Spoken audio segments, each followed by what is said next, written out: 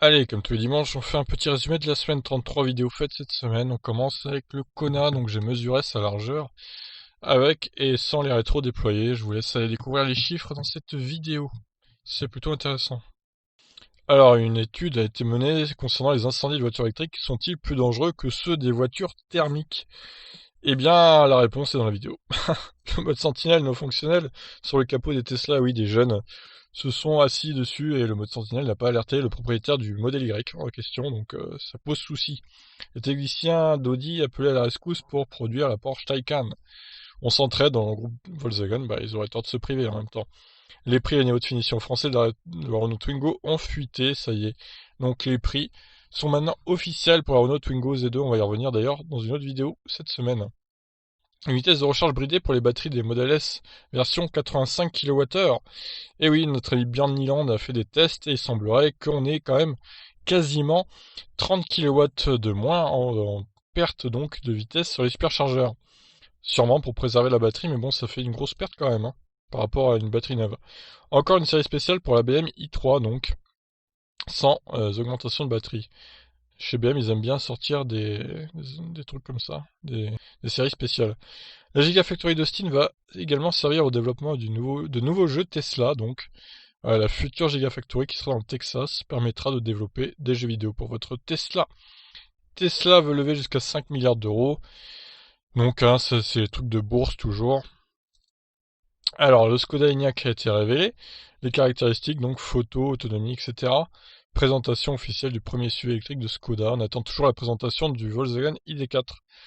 Alors, selon la DAC, la Volkswagen ID3 est moins cher à usage que ses concurrents. Je crois que c'était un peu la news de la semaine, un peu complètement cheatée, même si on peut dire. La DAC, hein, qui est allemand, Volkswagen aussi, je vous laisse faire le rapprochement au pire. La DAC, qui a déjà été dans d'autres affaires un peu de tricherie, hein, notamment, comme disait Jag, au niveau des voitures de l'année, etc.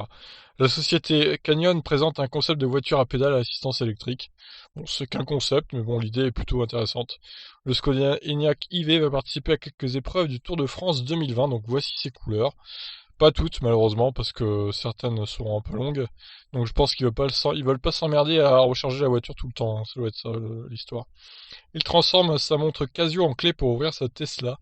Donc il suffit de la mettre sur le côté de la porte là et puis hop, ça s'ouvre. Pas mal, bonne idée.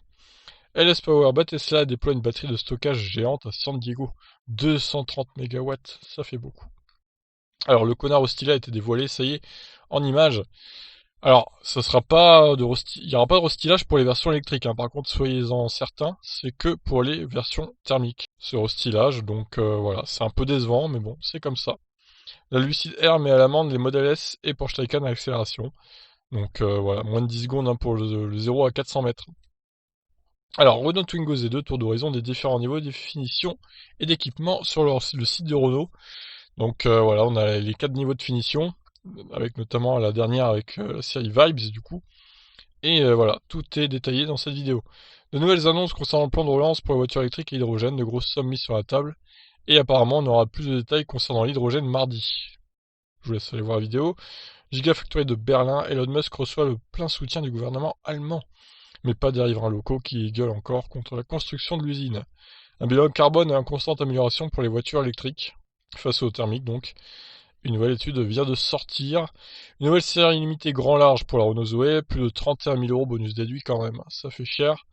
La Zoé, l'Airbus des batteries démarre officiellement avec une association entre Total et PSA d'Ourin, donc ça c'était vraiment une news importante cette semaine aussi, pour concurrencer donc les Asiatiques, c'est bien.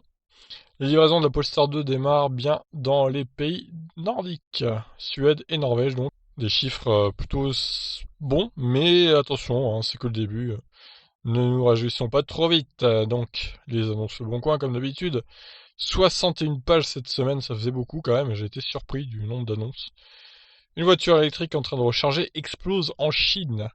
Ouais, juste après avoir été branchée, elle a commencé à avoir de la fumée et ça a pété. Donc, dans cette vidéo, tout est mis en détail. Donc, la Volkswagen ID4, des images de l'intérieur ont fuité.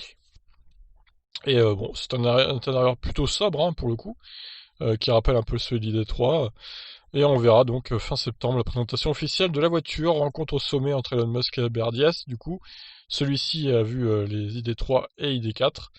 Donc il a pu peut-être les essayer, hein. On sait pas trop ce qui s'est dit dans cette rencontre, malheureusement, ils étaient que tous les deux, donc avec peut-être quelques hommes de main avec eux du coup. Un bonus écologique pour les voitures électriques d'occasion en préparation? Eh oui, peut-être c'est dans les cartons, du coup à quel montant ça serait, on sait pas par contre. Je dirais pas plus de 3000, hein, parce qu'il faut pas abuser non plus. Moi, je pense que ça peut être une bonne idée. Par contre, comme j'ai dit dans la vidéo, peut-être que ça incitera les gens à monter le prix de leur voiture électrique d'occasion, vu qu'il y aura un bonus. Ça pourrait être le problème. Le Peugeot i2008 testé sur 249 km par l'Argus du coup, qui a testé pas mal d'autres voitures. Je vous laisse aller voir ça. Et la conso est quand même assez élevée, malheureusement. Donc aujourd'hui, dimanche, la Ford Mustang Cobra Jet 1400 fait le show par enrouling à accélération. Voilà, ça sert pas à grand chose, hein, mais les Américains ils aiment bien faire le show, on les connaît bien. Le Mexique supprime pendant 4 ans la taxe sur l'importation des véhicules électriques, ça c'est une bonne idée, surtout vu le nombre de ventes dérisoires là-bas, des véhicules électriques, et on fait le point avec le coronavirus dans le monde, du coup. Le nombre de cas augmente en France et dans le monde. Voilà, 6 minutes, j'ai été très rapide hein, pour faire la vidéo du résumé cette semaine, et voilà, je pense que je serai aussi rapide dans les semaines à venir. Je vous invite à vous abonner à la chaîne Lectib, hein, si ce n'est pas déjà fait, à liker, à commenter les vidéos pour référencer bien les vidéos sur YouTube. Sur ce, je vous laisse et à demain pour de nouvelles aventures en voiture électrique. Ciao!